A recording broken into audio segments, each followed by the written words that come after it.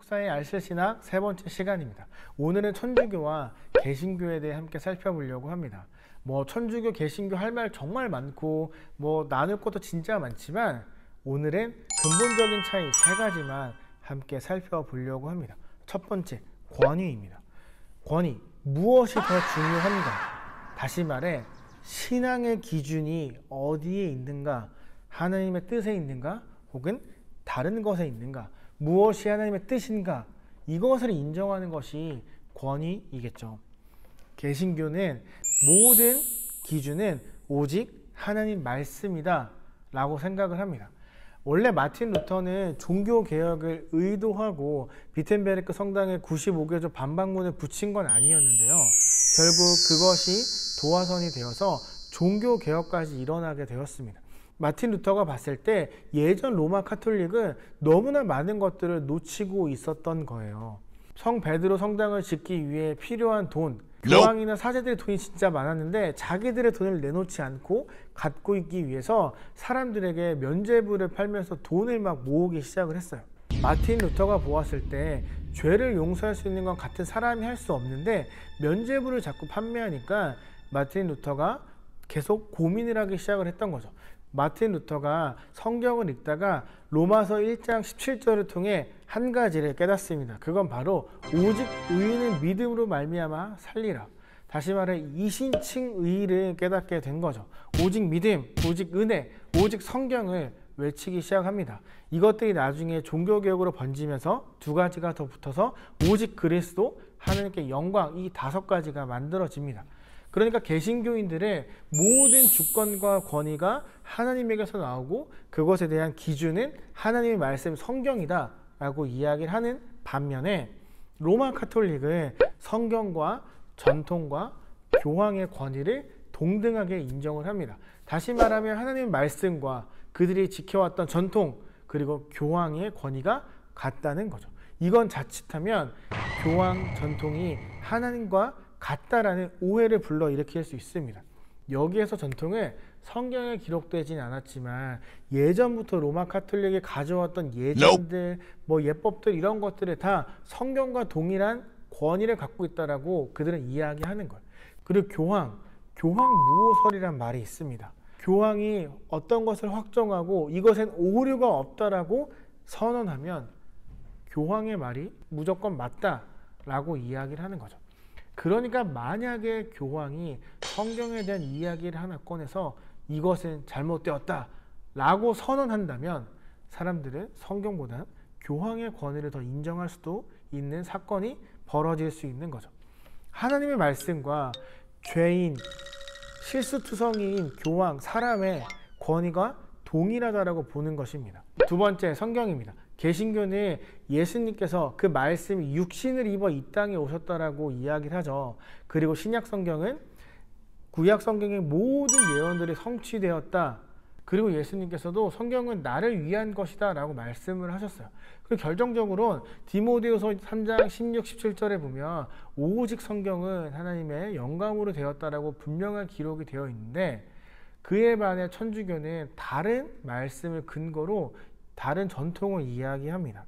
이들이 이야기하는 전통을 사도들이 이야기했던 것도 있지만 사실 대부분의 모든 전통들이 사도들이 가르친 게 아니라는 거죠. 로마 카톨릭이 국교가 되고 그에 따라 정치적인 또 사람들의 그 마음과 여러 가지들이 막 복합적으로 섞이면서 성경과 관계없는 교리들이 생겨나고 하나둘씩 전통들이 만들어지기 시작을 했어요.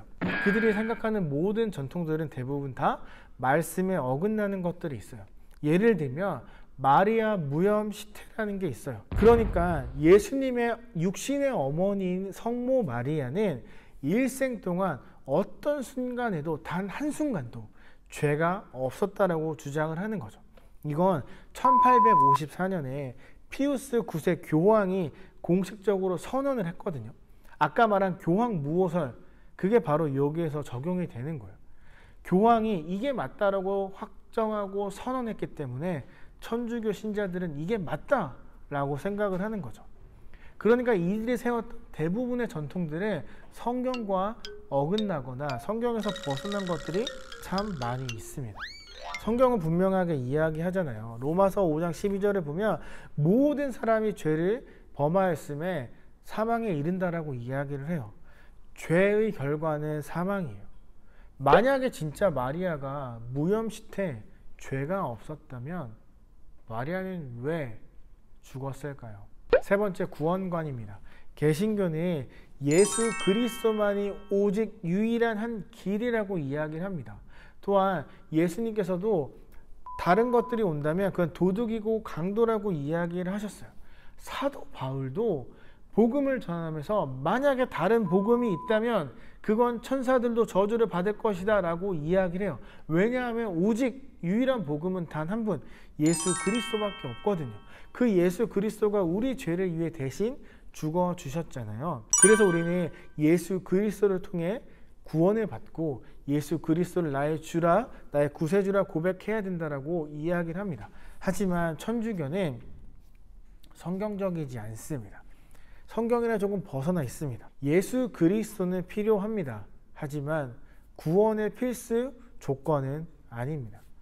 이들에게 있어서 구원을 받을 수 있는 길 중에 선행이 있고 선한 양심을 갖고 살아가는 것이 있습니다. 이들은 연옥에 대해서 이야기를 합니다. 연옥은 지옥에 갈 만큼 죄를 짓지 않았거나 회개한 사람들이 천국과 지옥 사이에서 머물면서 정화하는 과정을 지낸다라고 이야기를 해요. 여기서 정화된 사람들은 천국에 올라간다는 거죠. 아까 맨 처음에 말했던 그 면죄부가 바로 여기에 속하는 것 중에 하나였어요. 아직 하나님을 믿지 못하고 죽은 많은 가족들, 그런 사람들의 죄를 면해주는 것을 대신 구매하는 거예요. 그러면 그 면죄부가 쌓여서 이 사람들은 정화되어서 천국에 올라갈 수 있다. 이런 연옥에 대한 이야기들을 이야기하는 거죠. 하지만 성경에는 연옥에 대한 이야기가 나오지 않고요. 예수님께서 십자가에 달리셔서 죽기 전에 옆에 있던 강도들과 대화를 나누셨던 것을 보면 예수님이 분명히 이렇게 이야기하시거든요. 그 죄를 지어서 매달린 그 사람이 예수님 앞에 자신의 죄를 고백하니까 예수님께서 이렇게 말씀하세요. 오늘 내가 나와 함께 낙원에 이를 것이다.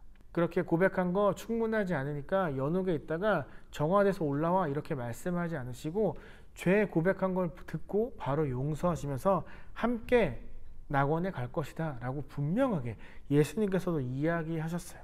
그러니까 로마 가톨릭은 오랜 시간을 지나오면서 인간의 뜻에 맞는 그런 전통들과 여러 가지 교리들을 만들어 놓고 거기에 하나님을 집어넣어서 맞추고 원하는 대로 조정하고 있습니다. 로마 가톨릭과 개신교에는 여러 가지 차이가 더 있지만요. 오늘은 근본적인 세 가지만 살펴보았습니다. 어디에 권위를 두고 있는가?